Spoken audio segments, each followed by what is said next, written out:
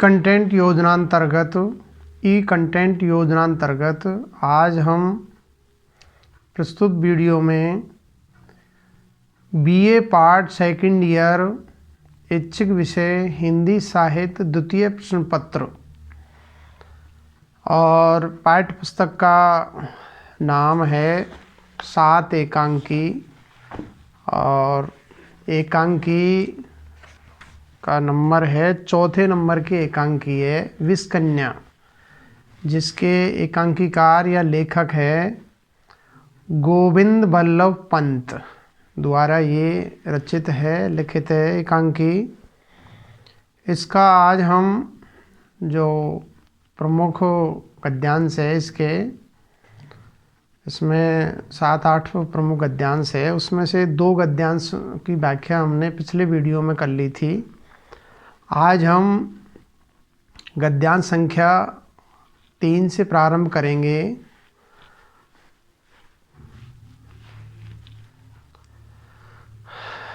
तो इसको 3 नंबर से आज हम प्रस्तुत वीडियो में इस एकांकी के जो प्रमुख गद्यांश है उनकी सप्रश्न व्याख्याएं करेंगे। व्याख्या करने से पहले मैं अपना परिचय दे देता हूँ। मैं SL बैरवा, सहायक आचार्य हिंदी, राजकीय कन्या महाविद्यालय बयाना, जिला भरतपुर। और जिस एकांकी की हम चर्चा कर रहे हैं ये 7 एकांकी जो संग्रह है, संकलन है, ये महाराजा सूरजमल ब्रज विश्वविद्यालय भरतपुर के BA part second year Hindi literature second question paper में ये संकलित है। तो हम प्रारंभ करते हैं प्रमुख गद्यांश संख्या 3 से। तो पहले पढ़ते हैं, फिर व्याख्या के 4 सोपानों के आधार पर इसकी सप्रश्न व्याख्याएं करेंगे। तो व्याख्या के 4 सोपान मैंने पिछले वीडियो में भी कई बार बता दिया है, फिर भी मैं रिमाइंडर कर देता हूँ आपके लिए। BA द्वितीय वर्ष की छात्राएं उनके लिए व्याख्या के 4 सोपान होते हैं: संदर्भ, प्रसंग, भावार्थ, कलात्मक सौंदर्य या सामाजिक साहित्यिक विश्लेषण, टिप्पणी या विशेष या काव्य सौंदर्य या साहित्य सौंदर्य। तो BA द्वितीय वर्ष हिंदी साहित्य की छात्राएं हैं, प्रस्तुत वीडियो को ध्यान से देखें, सुनें, इसका विवेचन विश्लेषण करें। तदुपरांत इसको लाइक करें, कमेंट करें और सब्सक्राइब करने में कोताही न बरतें।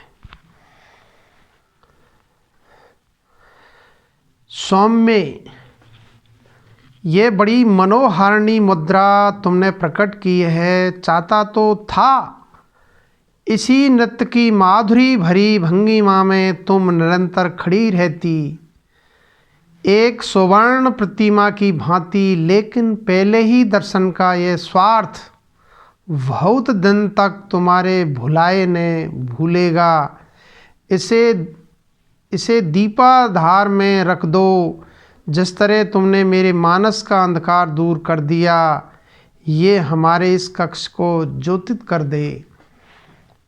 अब हम प्रस्तुत गद्यांश का व्याख्या के जो 4 सोपान होते हैं उसके आधार पर इसका एनालिसिस करते हैं, विवेचन विश्लेषण करते हैं। तो नंबर 1, इसका संदर्भ। प्रस्तुत गद्यांश या प्रमुख गद्यांश गद्यावतरण हमारी जो पाठ्य पुस्तक है 7 एकांकी संग्रह में संकलित गोविंद बल्लभ पंत द्वारा रचित एकांकी विषकन्या से उद्धृत है, अवतरित है, लिया गया है।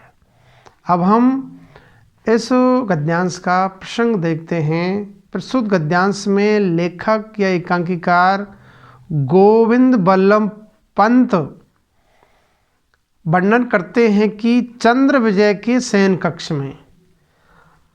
शयन कक्ष में अंधेरे को उजाले में परिवर्तित करने की दृष्टि से सैनिक जलता हुआ दीपक लेकर आता है। द्वार को थोड़ा खोलकर वह सैनिक से दीपक को लेकर अपराजिता को उसे दीपाधार पर रखने के लिए कहता है कि कृपया करके इस दीपक को आप एक जगह पर रख दो। तो उसी का इसमें चित्रण किया गया है। अब हम इसका भावार्थ देखते हैं। प्रस्तुत गद्यांश में अपराजिता की दीपक रखने में बनी मुद्रा को देखकर चंद्र विजय, सम्राट चंद्र विजय कहता है कि तुमने बड़ी ही मनोहारिणी मुद्रा प्रस्तुत की है। मनोहारिणी यानी मन को हरने वाली।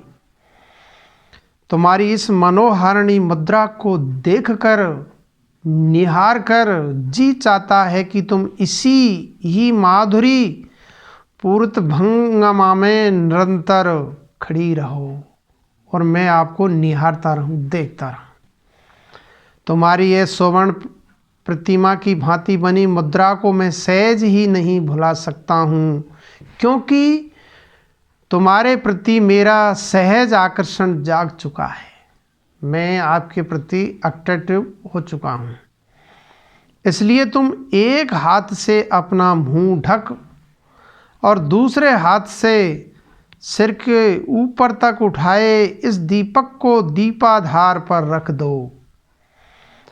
यह दीपक दीपाधार पर रखने से इस कक्ष को उसी प्रकार ज्योतिर्मय प्रकाश में कर देगा, अर्थात कक्ष में उसी प्रकार प्रकाश फैला देगा जिस प्रकार तुमने अपने सौंदर्य रूपी प्रकाश से मेरे मन के अंधकार को दूर कर उसे सहज जागृत और अनुराग से भर दिया है, जिसके कारण मैं तुम्हारे प्रति आसक्त, आकर्षित हो गया। तो ये इस गद्यांश का भावार्थ या सरल अर्थ है। अब हम इस गद्यांश का सामाजिक साहित्यिक विश्लेषण या कलात्मक सौंदर्य उसको देखते हैं। प्रस्तुत गद्यांश में लेखक ने या एकांकीकार ने चंद्र विजय का, सम्राट चंद्र विजय का अपराजिता के प्रति आकर्षित होने का सहज चित्रण किया गया है। और प्रस्तुत गद्यांश की भाषा सरल, कथानुरूप तथा शैली भावात्मक है और भाषा कवि के भाव विचारों को व्यक्त करने में पूर्ण रूप से सशक्त और समर्थ है। अगला चौथा जो गद्यांश है उसको हम पहले पढ़ते हैं, फिर इसकी आख्या के 4 सोपानों के आधार पर सप्रसंग व्याख्या करेंगे। हम सब मनुष्यता के नौकर हैं। हम सब मनुष्यता के नौकर हैं। यदि हम राष्ट्र के सेवक नहीं हैं, उसकी आपदा के समय अपने इंद्रिय सुख के समर्थक हैं, तो कामी, विलासी और पशु है। मानवता के नाम पर कलंक धरती माता के भार हैं। वजन है धरती माता पर हमारी वीरता, हमारा ढोंग, हमारा युद्ध, हमारा स्वार्थ और हमारी विजय एक दूसरे के सर्वस्व का हरण है। तो ये गद्यांश का हम या इस गद्यांश का हम व्याख्या के 4 सोपानों के आधार पर इसकी सप्रसंग व्याख्या करेंगे। तो नंबर 1 इसका संदर्भ देखते हैं। प्रस्तुत गद्यावतरण या गद्यांश हमारी पाठ्य पुस्तक 7 एकांकी संग्रह में संकलित एकांकीकार गोविंद बल्लभ पंत द्वारा रचित या लिखित एकांकी विष कन्या शीर्षक से उद्धृत है, अवतरित है, लिया गया है। अब हम इसका प्रसंग देखते हैं। प्रस्तुत गद्यांश में लेखक ने दुर्ग के प्रकोष्ठ में या अंतःपुर में चंद्र विजय अपराजिता को अपनी सैया पर लिटा लेता है, सुला लेता है।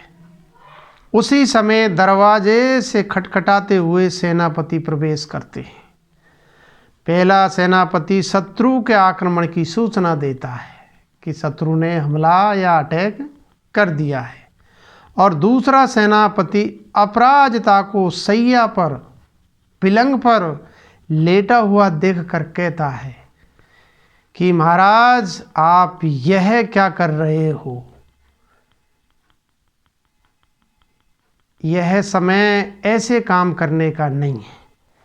उसकी बात को सुनकर चंद्र विजय उससे कहता है कि क्या वक्ते हो, तुम मेरे नौकर हो? तब पहला सेनापति कहता है कि क्या कहता है? अब हम अगला जो वाक्य का सोपान है भावार्थ, उसमें इसका भावार्थ स्पष्ट करते हैं।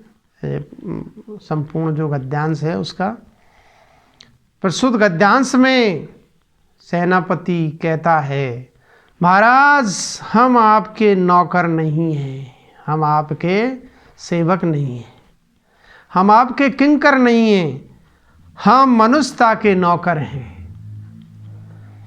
यदि हम सब राष्ट्र के सेवक नहीं हैं तो और क्या हैं? राष्ट्र की आपदा के समय हमें राष्ट्र की रक्षा और हित की ही बात सोचनी चाहिए। सबसे पहले क्या है? देश की सुरक्षा, राष्ट्र की रक्षा का भार हमारे ऊपर है। इस समय हमारा यही सबसे बड़ा कर्तव्य है, न कि हमें इंद्रिय सुख का समर्थन करना चाहिए। ये कार्य बाद में भी हो सकता है, पहले शत्रु से हमारे राज्य की, हमारे देश की रक्षा करनी है। हमें इंद्रिय सुख का समर्थन नहीं करना चाहिए। जो इस समय इंद्रिय सुख का समर्थक है वह निश्चित ही कामी है, विलासी है, निरा पशु है, पशु के तुल्य है। इतना ही नहीं, वे मानवता के नाम पर कलंक है, धब्बा है, और धरती माता के लिए भार है, वजन है। वैसे ही वजन को, भार को वहन करती है धरती माँ। ऐसे तुच्छ प्राणी, नीच प्राणी। कहने का भाव यह है कि इस समय दुर्ग पर शत्रु की सेना ने आक्रमण आरंभ कर दिया है। शत्रु सेना के आक्रमण का मुंह तोड़ जवाब देने और अपनी सेना के मनोबल को बढ़ाने के लिए उसका साथ देने की बजाय आप इस समय काम वासना की पूर्ति के लिए उद्यत हो, तैयार हो, और हम जैसे देशभक्तों को नौकर कहकर संबोधित कर रहे हो। लानत है आपके इस कार्य पर। यह उचित नहीं है, ये ठीक नहीं है। पहला सेनापति राजा के कामी और विलासी भाव को देखकर कहता है कि इस समय हमारी वीरता, हमारी युद्ध क्षमता, हमारी विजय की भावना, दूसरे के प्रति समर्पण के कारण निरे ढोंगी और निरे स्वार्थ के अलावा और कुछ भी है। इस समय हमें यह सब त्याग कर राष्ट्र का भार ही वहन करना चाहिए। यही हमारा दायित्व है, यही हमारा मूल्य कर्तव्य है। तो ये इस गद्यांश का भावार्थ है, सरल अर्थ है। अब हम प्रस्तुत गद्यांश का जो कलात्मक सौंदर्य है या सामाजिक साहित्यिक विश्लेषण है उसको निहारते हैं, देखते हैं। प्रस्तुत गद्यांश में पहले सेनापति के द्वारा चंद्र विजय को एक सच्चे राष्ट्र सेवक के रूप में राष्ट्र दायित्व के प्रति जागरण भाव का संदेश दिया गया है। कथन के माध्यम से चारित्रिक विशेषताओं का अंतर भी स्पष्ट होता है। और प्रस्तुत गद्यांश की भाषा शैली ओज गुण से पूरित और खड़ी बोली हिंदी है, और उक्त गद्यांश की भाषा शैली से सरल सुबोध लेखक या एकांकीकार के भाव और विचारों को व्यक्त करने में पूर्ण रूप से सशक्त और समर्थ है। पांचवा गद्यांश पहले पढ़ते हैं। आप सेवकों के नरमुंडों पर अपनी पशु कामना से खेलते हैं। रण की यह काल रात्रि आप कानों में तेल भरे चुप बैठे हैं। धिक्कार है वे सन्नीपात भेरी बज उठी है। सन्नीपात भेरी यानी रणभेरी। उसके आह्वान पर सब अपने जीवन को हथेली पर रखकर उसके नीचे आ खड़े हो गए। आप क्यों नहीं आए, उत्तर दें। अब हम इस मार्मिक या प्रमुख गद्यांश है उसका व्याख्या के 4 सोपानों के आधार पर इसका विवेचन विश्लेषण करते हैं। तो नंबर 1 इसका संदर्भ देखते हैं। प्रस्तुत गद्यावतरण हमारी पाठ्य पुस्तक 7 एकांकी संग्रह में संकलित प्रमुख एकांकीकार गोविंद बल्लभ पंत द्वारा रचित विषकन्या एकांकी से उद्धृत है, अवतरित है, लिया गया है। अब हम इस गद्यांश का प्रसंग देखते हैं। प्रस्तुत गद्यांश में दोनों सेनापति आकर चंद्र विजय से राष्ट्र रक्षा को लेकर कहते हैं कि इस समय काम वासना में लिप्त रहना महान अपराध है, घोर अपराध है। चंद्र विजय अपना अपराध नहीं मानता है। तब पहला सेनापति कहता है कि क्या कहता है। अब हम इसका जो भावार्थ है व्याख्या का 3रा सोपान है उसमें देखते हैं। प्रस्तुत गद्यांश में पहला सेनापति कहता है कि आप विजेता राजा होकर भी चंद्र विजय को आगाह करता है, उनको सावचेत करते हैं, सावधान करता है पहला सेनापति कि आप विजेता होकर या विजेता राजा होकर भी इस समय शत्रुओं का सामना करना भूल रहे हो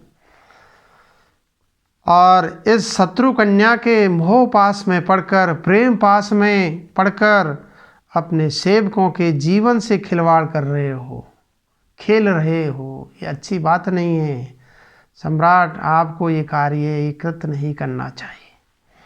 आप अपने सेवकों के नरमुंडों से खेलकर अपनी पशु कामना की पूर्ति कर रहे हो। राजा का ये धर्म, ये दायित्व, ये कर्तव्य नहीं होता है। आज की रात शत्रुओं से मुकाबला करने तथा घोर संग्राम करने की है, परंतु आप युद्ध का घोर कोलाहल और रण आह्वान का स्वर नहीं सुन रहे हैं। आपके कानों में तेल भर गया है, इसी कारण आप रण आह्वान की अनसुनी कर रहे हैं।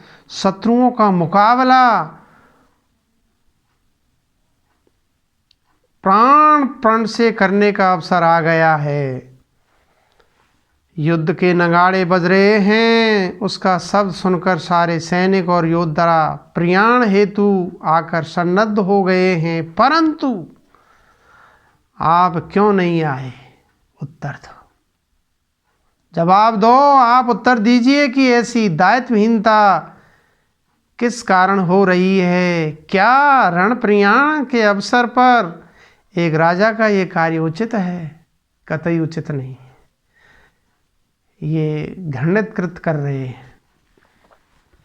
तो ये इस पद्यांश का भावार्थ है। अब हम इसका कलात्मक सौंदर्य या सामाजिक साहित्यिक विश्लेषण देखते हैं।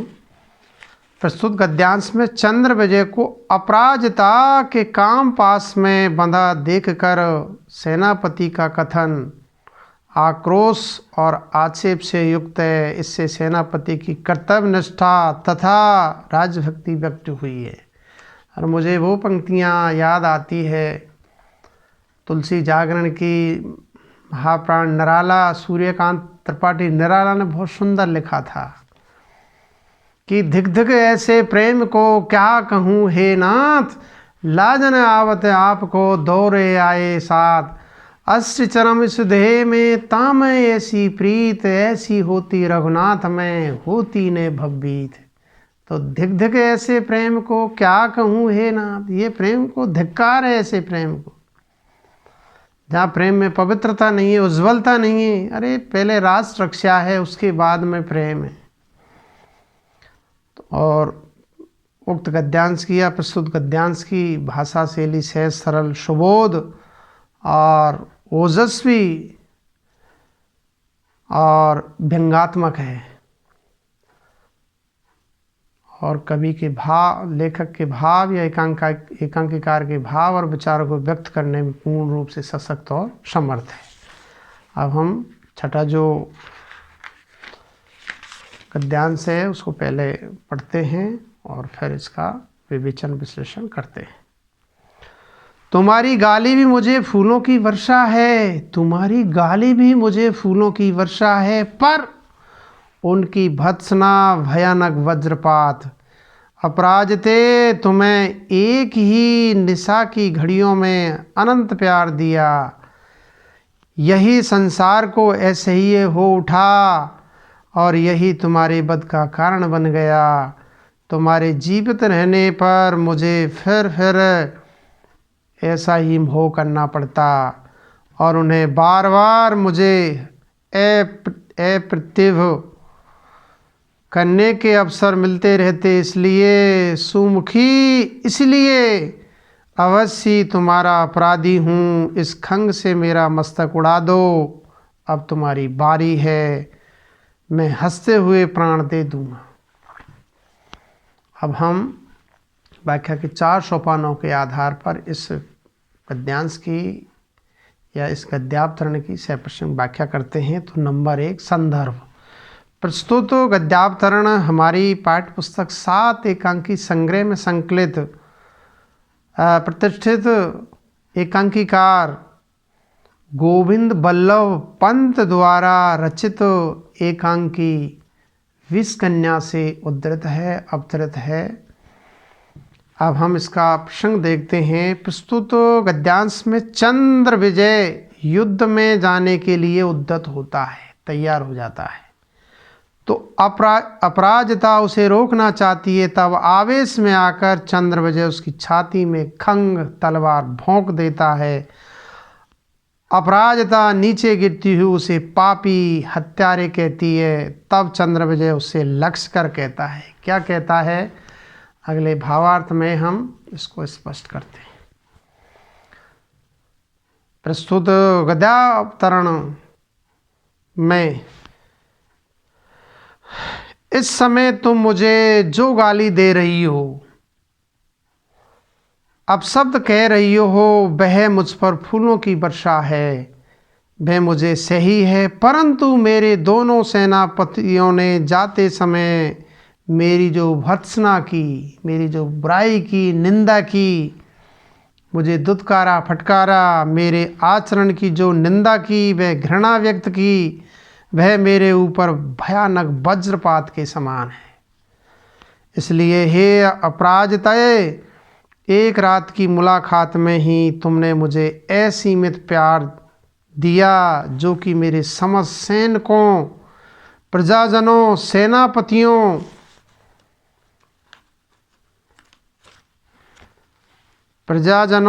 एवं सेनापतियों को ऐसे ही हो गया। इसका कोई रहस्यपूर्ण कारण होगा। इसी बात का विचार कर मैंने तुम्हारा वध करना उचित समझा। यदि तुम जीवित रहती तो मुझे तुम्हारे प्रेम पास में अनेक बार दायित्वहीनता के कार्य करने पड़ते। मैं फिर निष्ठुर हो जाता, नाकारा हो जाता और अनेक बार नासमझी की स्थितियों का सामना करना पड़ता। इसलिए तुम्हारे मोह में पड़कर मैं अनर्थ करता रहता। यही सोचकर मैंने तुम्हारे प्राण लिए हैं। इसलिए हे सुंदरी, मैं इस समय भले ही तुम्हारा अपराधी हूँ, तुम्हारी मौत का अपराधी हूँ, तुम इस तलवार से मेरा सिर काट दो, सिर कलम कर दो। अब तुम्हारी बारी है। लो यह खंग, ये तलवार, मैं प्रेम की खातिर अपने प्राण हंसते हुए दे दूंगा। इसे मुझे किसी तरह की कोई परवाह नहीं। तो ये इस गद्यांश का भावार्थ है। अब हम व्याख्या का 4था सोपान अर्थात प्रस्तुत गद्यांश का सामाजिक साहित्यिक विश्लेषण या कलात्मक सौंदर्य या इसका विशेष या टिप्पणी देखते हैं। प्रस्तुत गद्यांश में चंद्र विजय की, सम्राट चंद्र विजय की चारित्रिक स्थितियों का चित्रण कर उसकी कमजोरियों के साथ उत्कर्ष भी बताया गया है। और प्रस्तुत गद्यांश में नायक के अंतर्द्वंद का बहुत ही रोचक चित्रण हुआ है। और प्रस्तुत गद्यांश की भाषा सरल, तत्सम प्रदान, भावानुकूल शैली, मनोभावा अभिव्यंजक एवं आवेगात्मक है। अगला जो गद्यांश है उसको पहले पढ़ते हैं, फिर व्याख्या के 4 सोपानों के आधार पर उसका विवेचन विश्लेषण करते हैं।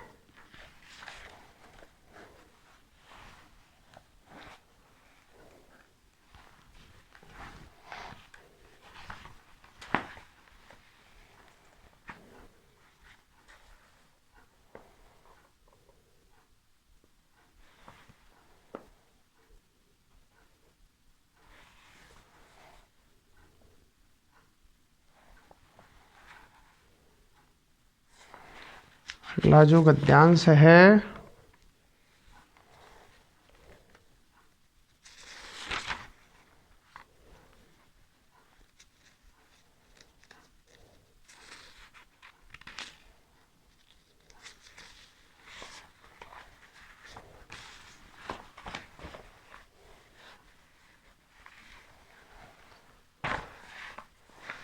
तुम्हारी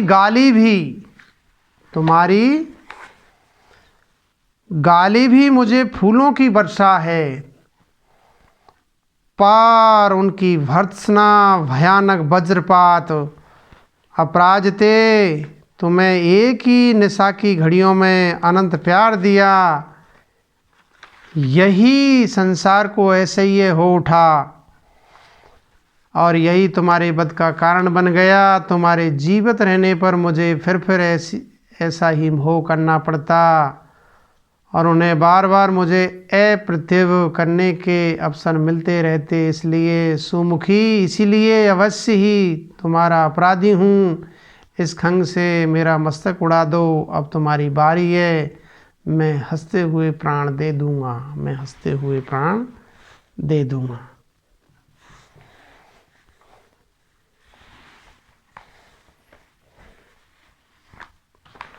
अब हम इस गद्यांश का व्याख्या के 4 सोपानों के आधार पर सैप्रंग व्याख्या करते हैं। तो नंबर 1, इसका संदर्भ। प्रस्तुत गद्यावतरण हमारी पाठ्य पुस्तक 7 एकांकी संग्रह में संकलित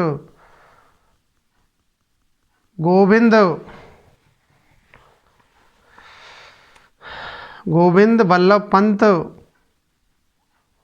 द्वारा रचित एकांकी विष कन्या से उद्धृत है या अवतरित है।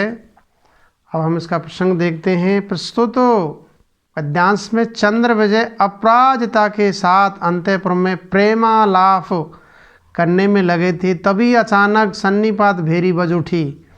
सारे सैनिक एकत्रित हो गए। सेनापति दरवाजा खटखटाता है, किंतु चंद्र विजय को प्रेमालाप की मुद्रा में देखकर वे उसे धिक्कारता है। बाद में चंद्र विजय का मन उसे कचोटता है, कोसता है। वह अपराजिता के दोनों हाथों को अपने गले से निकालकर उसे छुरा भोंक देता है और मरणासन अपराजिता से कहता है। क्या कहता है, भावार्थ में हम इसको देखते हैं। प्रस्तुत गद्यांश में चंद्र विजय सम्राट कहता है, अपराजिता तुम्हारी इस गाली में भी मेरे लिए फूलों की वर्षा हो रही है। दूसरे शब्दों में, पुरुष जिससे मन से प्रेम करता है उसकी गाली भी उसे पुष्पों की भांति प्रिय होती है, किंतु कोई उसकी वीरता पर आक्षेप करे, व्यंग करे, उसकी भर्त्सना करे, यह उसके लिए कठोर वज्रपात के समान है, जिसे वह कदापि सहन नहीं कर सकता। चंद्र विजय कहता है कि अपराजिता तुमने एक रात्रि में ही उसे अनंत प्रेम दिया। तुमने मुझे जो अनंत प्रेम दिया है, यही इस निर्मम संसार को सहन नहीं हो सका। एक और तुम्हारे प्रति मेरा यह प्रेम और आकर्षण है, तो दूसरी ओर मेरी देशभक्ति, मेरा देश प्रेम, इस संसार को मेरा प्रेम सहन नहीं हो सका और कायर व कापुरुष होने का आक्षेप मैं सहन नहीं कर सकता। संसार का यही आक्षेप आज तुम्हारी मौत का कारण बन गया है। अपराजिता, यदि तुम जीवित रहती तो मेरा मन तुम्हारे रूप, यौवन, प्रेम और आकर्षण में बंधा रहता और ये निर्मम संसार तुम्हें लेकर मुझे फिर से ताने देता, मेरी देशभक्ति पर संशय करता।